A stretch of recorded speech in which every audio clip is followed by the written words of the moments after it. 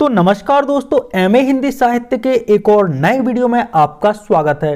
तो दोस्तों, हमारा आज का प्रश्न रहने वाला है, उपन्यास तत्वों के आधार पर गोदान उपन्यास की समीक्षा कीजिए। जी हाँ दोस्तों, आपके एग्जाम की दृष्टि से ये प्रश्न अति महत्वपूर्ण प्रश्न है। तो ये दोस्तों, एग्जाम से पहले इस प्रश्न को एक बार अवश्य देख लीजिएगा।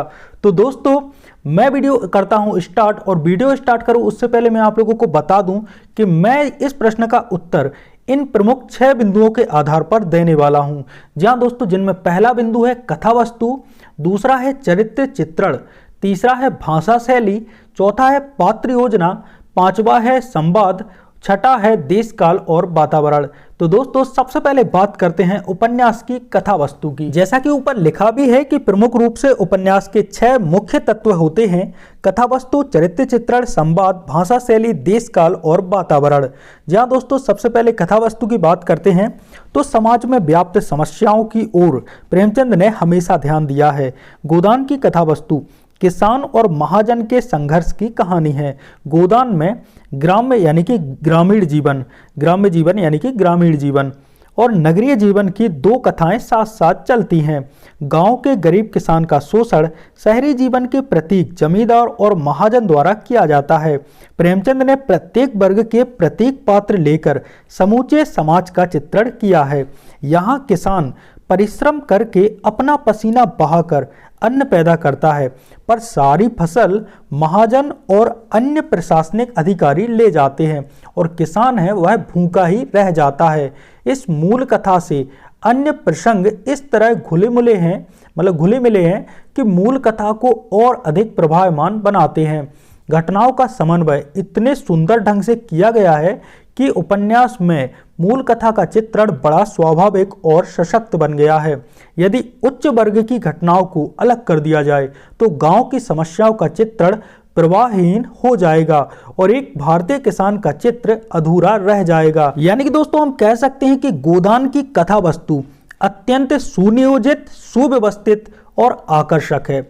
संपूर्ण कथा उसकी घटनाओं और पात्रों के क्रिया व्यापार में एक सूत्रता सुगठित करती है और बाकी में दोस्तों एक प्रकार एक सूत्र में बांधती है। अब बात करते हैं नंबर 2, चरित्र चित्रण। उपन्यास में चरित्रों का विकास है जितना स्पष्ट और गहरा साथ ही सहज होगा, उतनी ही कहानी की जो रोचकता है वह बढ़ती है। अगर चरित्रों में किसी का विकास रुक जाए तो उसे उपन्यास में स्थान देने से कोई लाभ नहीं। अगर चरित्रों के विकास में दोष है तो उपन्यास कमजोर होगा। उपन्यास का नायक होरी और उसकी पत्नी धनिया, इन दोनों का चरित्र निर्माण प्रेमचंद ने इतने कौशल से किया है कि भारतीय किसान परिवार का सही चरित्र पाठक के सामने उपस्थित हो जाता है। एक भूखा, फटेहाल और लाचार होरी जीवन भर मेहनत करता है और कर्ज से दफ्तर चला जाता है। परिस्थितियों ने धनिया को ऊपर से कठोर बना दिया है, पर वह अंदर से एकदम मुलायम, कोमल और रस भरी है। वह यथार्थ के धरातल पर जीवन के कठोर संघर्षों में झेलने वाली और कंधे से कंधा मिलाकर अपने पति का साथ देने वाली महिला है। अब बात करते हैं भाषा शैली। तो भाषा एवं शैली की दृष्टि से जो गोदान है वह शिल्प की कसौटी पर खरा उतरता है। गोदान की भाषा सीधी सादी और प्रवाहपूर्ण है। प्रेमचंद ने भाषा को सजाने संवारने का कोई प्रयास नहीं किया, इसलिए सहज भाषा का जो प्रवाह है वह जलधारा के समान है, इसे कोई भी पी सकता है। गोदान में पात्रों के अनुरूप भाषा का प्रयोग किया गया है। भाषा मनोभावों की व्यंजना का साधन है, यानी कि जो भाषा है वह अपने मन के भावों को उनको व्यक्त करने का साधन है। गोदान का अधिकांश भाग ग्रामीण जीवन के चित्रण ने ले लिया है और उसका नायक होरी प्रारंभ से अंत तक ग्रामीणों से ही घिरा होने के कारण कभी भी शहर के दर्शन नहीं करता है। इसलिए गोदान की जो भाषा है उसमें ठेठ, ग्रामीण, अर्ध तत्सम और तद्भव शब्द हैं उनकी ही प्रधानता है। उनकी शैली सहज व रोचक है। उसमें मुहावरों और शुक्तियां हैं उसका सुंदर प्रयोग किया गया है। प्रेमचंद ने गोदान में वर्णनात्मक, भावात्मक, चित्रात्मक शैली का प्रयोग किया है। कहीं कहीं पर इसमें व्यंग्यात्मक शैली का प्रयोग भी हमें देखने को मिलता है। अब बात करते हैं नंबर 4, पात्र योजना। गोदान की कथा का नायक होरी है। इसके साथ ही होरी की जो पत्नी है उसके रूप में धनिया का चरित्र आता है। तीसरा प्रमुख पात्र होरी का लड़का है जिसका नाम गोबर है। पात्रों का नामकरण भी ग्रामीण परिवेश के अनुरूप ही है और गोदान के ये पात्र प्रेमचंद के निजी पात्र बनकर रह गए हैं। किसी भी पात्र का नाम लीजिए, प्रेमचंद का चेहरा श्रोता के समक्ष उपस्थित हो जाता है। गोदान के प्रायः सभी पात्र अपना सजीव व्यक्तित्व लेकर कथानक के तट पर अवतरित होते हैं। प्रेमचंद अपने पात्रों का ऐसा शब्द चित्र उपस्थित करते हैं कि पाठक उनको भूल नहीं पाता है। प्रेमचंद के पात्र साधारण होकर असाधारण और अविस्मरणीय हो जाते हैं और प्रत्येक पात्र का कथानक में योग आवश्यकता अनुसार ही रहता है। वह कथा विकास में अपना योग देकर हट जाता है। केवल होरी और धनिया ही ऐसे पात्र हैं जो कथानक में प्रारंभ से अंत तक बने रहते हैं। उनका जीवन संघर्षों और घटनाओं का घात प्रतिघात सहन करता हुआ आगे बढ़ता जाता है। उनकी शक्तियां क्षीण होती जाती हैं, फिर भी वे जीवन पर्यंत संघर्ष से पीछे हटते। अंत में प्रकृति इनके जीवन संग्राम का अंत कर देती है।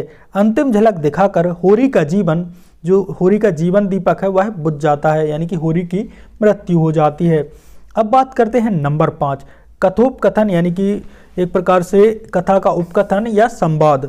गोदान के संवाद संक्षिप्त, सारगर्भित, सशक्त, सार्थक और नाटकीय हैं। वे पात्रों के चरित्र को प्रकाशित करने के साथ ही कथानक को भी गति प्रदान करते हैं।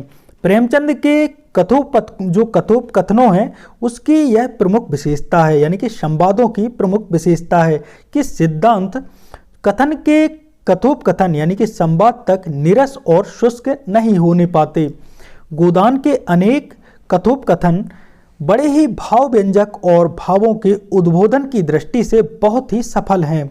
क्रोध, घृणा, दया, उत्साह, प्रेम आदि का प्रकाशन कथोपकथनों के द्वारा ही हुआ है। गोदान के कथोपकथन पैने संक्षिप्त एवं नाटकीय हैं। अब बात करते हैं नंबर 6 पर आता है देश, काल और वातावरण। गोदान में 1930 से यानी कि इसमें 1930 से 36 तक के युग का चित्रण किया गया है। यह वह समय था जब भारतीय जनता का शोषण हो रहा था। राष्ट्रीय आंदोलन जागरण है उसकी अंगड़ाई ले रहा था। राजनीतिक, आर्थिक, सामाजिक और धार्मिक आदि सभी दृष्टियों से जनसाधारण की स्थिति शोचनीय थी। देश की स्वतंत्रता के लिए राष्ट्रीय आंदोलन अंगड़ाइयां ले रहा था। प्रेमचंद ने तत्कालीन जो समस्त युग समस्याओं की जड़ जो दरिद्रता है उसका जन्म राजनीतिक शोषण से हुआ है। गोदान में तत्कालीन भारतीय समाज का स्पष्ट बिंब दिखाई देता है।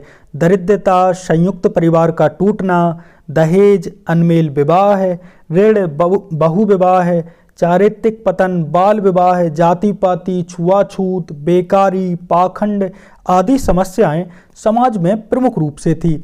इस प्रकार गोदान में तत्कालीन जो भारतीय समाज है वहाँ मतलब उस काल के जो समाज था उसका यथार्थ चित्र अंकित किया गया है। तो दोस्तों हमने उपन्यास के 6 मुख्य तत्वों पर बात की। दोस्तों अब बात करते हैं उद्देश्य के बारे में। गोदान में प्रेमचंद का प्रमुख उद्देश्य युग जीवन को उद्वेलित करने वाली विविध समस्याओं का चित्रण करना था। गोदान में यह संदेश व्यंजित होता है कि भारतीय समाज का उद्धार तभी संभव है जब वह सामंत और पूंजीवादी व्यवस्था के शोषण से मुक्ति पा सके।